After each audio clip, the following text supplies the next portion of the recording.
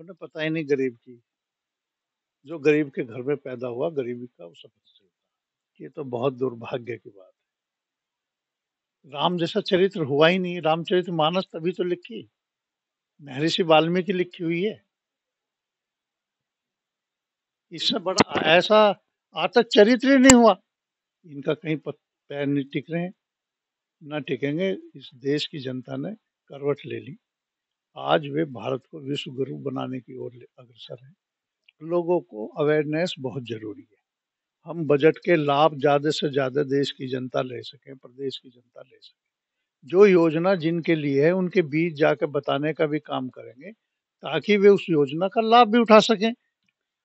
नमस्कार, स्वागत है आपका पुलिस सुरक्षा यूपी में। मैं नीतीश कुमार। रोज की तरह एक नए-नए जगहों पर जाता हूँ, नई-नई लोगों से मिलता हूँ और जानी-मानी हस्तियों से आपको मिलाता हूँ। ऐसी एक जानी-मानी हस्ती से आज हम आपको मिलाने आए हैं।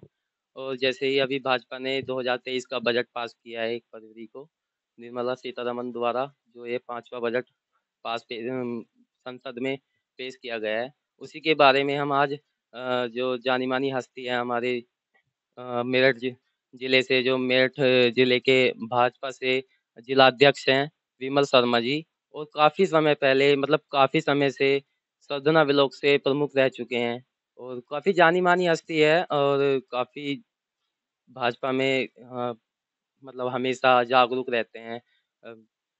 जगह-जगह नए-नए कार्यक्रमों में और लोगों की समस्याओं को लेकर जाते रहते हैं। आज उनसे बात करेंगे, मिलाते हैं हम आपको। पहले तो आपका हमारे चैनल के माध्यम से स्वागत है। धन्यवाद। आज हम बात करने जा रहे हैं बजट के बारे में, जो बजट पेश किया गया है भाजपा द्वारा। विपक्ष का जो मुद्दा है ये है कि जो लोगों का जो बजट पास करा है वो ऐसे ही बजट पास कर दिया है, मतलब रोजगार या शिक्षा ऐसी चीजों पे कोई ध्यान नहीं दिया। विपक्ष को तो कुछ कहना है, बजट बहुत समावेशी है। हर तबके का इसमें ध्यान रखा गया है। लगातार एक बात आती थी कि 5 लाख तक की ही उस पर इनकम टैक्स की छूट थी, लेकिन इस बार बढ़ा के 7 लाख रुपए की है। ये तो मध्यम वर्ग के लिए बड़ा, जो सर्विस पेशा मध्यम वर्ग, उनके लिए बहुत बड़ा फायदा है। एक लगातार गरीबों के लिए शहर में बहुत आवास बने, लेकिन इस बार और भी 66% बजट बढ़ा। तो यह ग्रामीण जो गरीब लोग हैं, जिनके पास आज आवास की सुविधा नहीं है, और गांव में भी उनके आवास बनने के लिए एक बड़ा मार्ग प्रशस्त होगा। ऐसे ही कृषि के क्षेत्र में भी है। कृषि के क्षेत्र में लगातार किसान के लिए लोन की और अधिक सुविधाएं, अगर वो लोन लेगा तो उसके लिए अलग सुविधाएं दी जाएंगी। एक नई चीज लेकर आए हैं स्टार्टअप की, यानी कि किसान ऑनलाइन भी अपना डिजिटलीकरण किया गया है। कृषि के क्षेत्र में ऑनलाइन भी अपने उत्पाद को बेच सकता है। जी। जैसा आपने बताया अभी, किसानों के लिए हमने इस बार बजट बढ़ाया है और विपक्ष का जो कहना है 2022 में जो किसानों की दोगुनी आय करनी थी, वो किसानों की दोगुनी आय नहीं हुई, ऐसा विपक्ष कह रहा है। ऐसा विपक्ष है ही नहीं। विपक्ष जो है सही मुद्दों को उठाता ही नहीं है। जो चीजें हैं विकास की दृष्टि से, आज प्रोस्पेरिटी है। आज ऊर्जा के क्षेत्र में हम कितना आगे बढ़ गए हैं।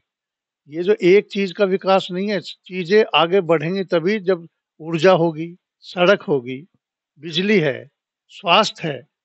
देश को कोरोना जैसी महामारी से बचा के अपने पैरों पे खड़ा करके दुनिया की 5 बड़ी अर्थव्यवस्थाओं में ला खड़ा कर दिया। ऐसा कौन अर्थशास्त्री हुआ? उनके तो प्रधानमंत्री पहला अर्थशास्त्री क्यों नहीं हो पाया? तो आज देश बहुत आगे है। आज दुनिया की बड़ी अर्थव्यवस्था में देश है। इस अमृत काल का ये पहला बजट है, और इस बजट के द्वारा हमने वंचितों को भी, युवाओं के लिए भी, सबके द्वार खोले हैं। अब रोजगार केवल एक सरकारी नौकरी से ही रोजगार नहीं है। अ, हर क्षेत्र में आगे बढ़ने का, अगर कोई नया नवीन सर्जन, नया रोजगार करना चाहते हो, छोटे उद्योगों के लिए बढ़ावा देना चाह रहे हैं। उत्तर प्रदेश के माननीय मुख्यमंत्री जी, आप देखा होगा 16 देशों में हमारे मंत्रिमंडल के लोग गए और वहां से पैसा ला के यहाँ इंडस्ट्री खड़ा करने का काम कर रहे हैं। पूरे भारत के अन्य राज्यों में भी गए, ताकि उत्तर प्रदेश विकास की तरफ हो जाए। मोदी जी का तो, और सीतारमण जी ने ऐसा बजट, हमने भी बहुत, हम तो इकोनॉमिक्स के स्टूडेंट भी रहे, लेकिन ऐसा बजट जो हर वर्ग को कुछ ना कुछ दिया और नई सोच के साथ आगे बढ़ने का रास्ता प्रस्तुत किया है। एक और तो भाजपा ये बता रही है मतलब कि बजट काफी अच्छा है, और एक और कांग्रेस के कार्यकर्ता हैं जैसे सुप्रिया श्रीनेत जी हैं, और जी हमारे गौरव गौरव जी हैं, वो ऐसा सवाल उठाते हैं, मतलब कह रहे हैं कि बजट में कभी भी गरीबों को, शिक्षा को कभी बढ़ावा नहीं दिया गया। पहले भी शिक्षा पे और गरीबी पे और या फिर रोजगार पे वही बजट था, और इस बार भी कुछ ज्यादा खास शिक्षा और रोजगार पे ध्यान नहीं दिया। उन्हें पता ही नहीं गरीब की। जो गरीब के घर में पैदा हुआ, गरीबी का उसे पता चलता। मकान बनाने का काम किया, गैस का चूल्हा दिया, आवास आवास के साथ साथ आयुष्मान कार्ड दिया, उसकी बीमारी का भी ध्यान रखा। पूरे हर घर में शौचालय देने का काम किया। ये सामान्य सुविधाएं हैं जो आज तक मिली नहीं 70 साल में। इनकी तरफ को कभी ध्यान गया किसी का? गरीब को जनधन खाते खुलवाए, 12 रुपए में बीमा किया गरीब का। इन्होंने किया कभी इसको तो इस तरह का काम? आज हर एक गरीब के घर में कुछ ना कुछ है। आज वो प्रोस्पेरिटी अपने बच्चों को पढ़ा सकता है, उनकी शिक्षा वो है। लगातार जो दलित समाज है उनके लिए अगर बाहर भी, देश के बाहर भी शिक्षा कराएगा तो उसको सब्सिडी है, उसको वजीफा दे रहे हैं। पता ही नहीं योजनाओं का। अभी दलित का आपने जिक्र किया, अ, अभी एक मुद्दा देश में चल रहा है रामचरितमानस को लेकर। जो सपा कार्यकर्ता हैं, अ, मौर्य प्रसाद, वो प्रसाद मौर्य जी, उन्होंने ये मुद्दा उठाया है कि उसमें कुछ दोहे हैं जो दलित नारी को, दलित को और पिछड़े को मतलब नीचा दिखाता है, वो उसको मांग उठा रहे हैं कि वो उससे हटाया जाए, उसकी रामचरितमानस की प्रतियां जलाई गई। उस पे आपका मतलब क्या प्रतिक्रिया है? ये तो बहुत दुर्भाग्य की बात है। राम जैसा चरित्र हुआ ही नहीं। रामचरित मानस तभी तो लिखी, महर्षि वाल्मीकि लिखी हुई है। इससे बड़ा ऐसा आज तक चरित्र ही नहीं हुआ। जिस भूमि पे, और ये हमारे सौभाग्य की बात है कि अयोध्या भी यही है। एक और अयोध्या में राम मंदिर तैयार होने को जा रहा है। अभी कल ही शिलालेख, वहाँ पे शिलालेख जो है वहाँ पे ले जाई गई, माता सीता के लिए और श्री राम जी के लिए। और एक और ऐसे ऐसे ये जो विपक्ष मुद्दे उठा रहे हैं 2024 के चुनाव आने से पहले, क्या ये चुनावी राजनीति है या फिर सच में ये ऐसा ही मतलब रामचरितमानस में सच में उन्हें कुछ त्रुटियां नजर आ रही हैं? ये कुछ नहीं है, ये बौखलाहट है। इनका कहीं पैर नहीं टिक रहे हैं, ना टिकेंगे। इस देश की जनता ने करवट ले ली। आज वे भारत को विश्व गुरु बनाने की ओर अग्रसर है। लगातार 4 चुनाव में आप देख रहे होंगे, इन्होंने सबने इकट्ठा होकर मिलकर भी देख लिया। सपा क्या, बसपा क्या, लोक दल का, कांग्रेस क्या, सब ने मिलकर भी, और भी देश के अन्य राज्यों में जो दल थे भाजपा के साथ खिलाफ खड़े हुए। जिसके साथ जनता है, जो जनता की सेवा के लिए, वो प्रधानमंत्री नहीं है, प्रधान सेवक है राष्ट्र। तो वो काम कर रहे हैं, उस देश को आगे बढ़ाने के लिए काम कर रहे हैं, और लगातार विश्व में भारत का नाम भी कर रहे हैं, और निचले स्तर पे गरीब लोगों को सुविधा देने का भी काम कर रहे हैं। अभी लोगों ने बहुत वो कहा कि भाई, लेकिन उन्होंने फिर एक बजट दे के गरीब लोगों के लिए अन्न की व्यवस्था का काम करा। तो ऐसा है ना जी, उन्हें पता ही नहीं है कि कितने गरीब लोग हैं, आज भी उनको अन्न की आवश्यकता मोदी जी को पता है। तो ये जो बजट पेश हुआ है 2023 का, तो ये चुनावी जो 2024 के लोकसभा चुनाव हैं, उस पे कितना कारगर उतरेगा? बजट देश की प्रगति को आगे बढ़ाने का एक मुख्य मसौदा। उसके कारण हर वर्ग में खुशहाली आए, देश की प्रगति हो, हमारी आर्थिक स्थिति मजबूत हो, इन सब को लिए एक बजट आता है। चुनाव तो हर रोज चुनाव है। अभी कोऑपरेटिव के चुनाव है, अभी नगर निगम के चुनाव है, फिर लोकसभा के चुनाव, बिल कई राज्यों के चुनाव है। चुनाव को आधार मान के बजट बनाने का नहीं है, देश को आधार मान के बजट बनाने का काम किया। अभी भाजपा कार्यकर्ताओं ने ये जो निर्मला सीतारमन जी ने बजट पेश करते हुए एक शब्द का यूज किया है, अमृतकाल। और उस अमृत काल को इस बजट के जरिए गांव-गांव तक, घर-घर तक पहुंचाने का जो एक गठन किया जा रहा है कि घर-घर तक हम इस बजट को पहुंचाएँगे, लोगों को जागरूक करेंगे, लोगों को बताएँगे, समझाएँगे। तो उसको आप किस तरह से लेंगे? मतलब किस तरह से घर-घर तक पहुंचाया जाएगा? लोगों को अवेयरनेस बहुत ज़रूरी है। हम बजट के लाभ ज़्यादा से ज़्यादा देश की जनता ले सकें, प्रदेश की जनता ले सके। जो योजना जिनके लिए है, उनके बीच जाकर बताने का भी काम करेंगे, ताकि वे उस योजना का लाभ भी उठा सकें। और जो-जो बजट में अच्छी बातें हैं, उन लोगों के बीच प्रबुद्धजनों के साथ मिलके उसको लोगों के बीच ले जाने का काम करेंगे।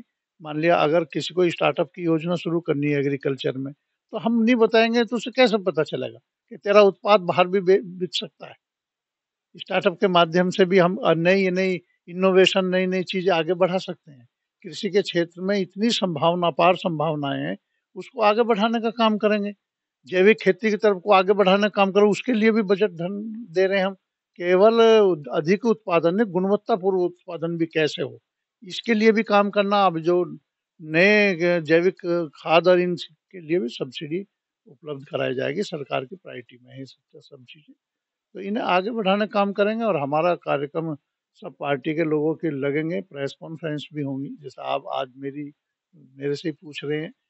तो ऐसे भी हमने जो जाकर लोगों के बीच जाएँगे, हमारे सांसद, हमारे विधायक, हमारे सीनियर पदाधिकारी, वो सब लोगों के बीच जाएँगे और बजट की अच्छी बातों को उनके सामने रखेंगे। और हमारा तो यही है कि देश ज़्यादा से ज़्यादा लाभ हो और नए लोग जो मुद्रा योजना के माध्यम से अपने रोज़गार के अवसर खड़े करने हों, उनके लिए जो उन्हें मालूम नहीं कि मुद्रा योजना में बिना इक्विटल मॉर्गेज के तो बहुत जो जिन बच्चों ने उठाया है लाभ, उन्होंने आगे अपने काम विकसित कर लिए। सौर ऊर्जा के ऊपर भी मतलब अब भारत दुनिया का सबसे बड़ा सौर ऊर्जा उत्पादक, इसे पता ही नहीं था पहले। इन सरकारों को ही नहीं पता था कि ऊर्जा की कितनी कमी, 6-6 घंटे बिजली नहीं आती थी और 4-4 बार ट्यूबवेल पे भाग के जाते। तुम तो किसान के बेटे हो, हैं? 4 बार जाते ना बिजली भगी हुई थी। और अब अब तो गाँवों में भी 18 घंटे के आसपास बिजली है। 18 घंटे आ रही है ना, तो आज रोज़गार कर सकते हैं।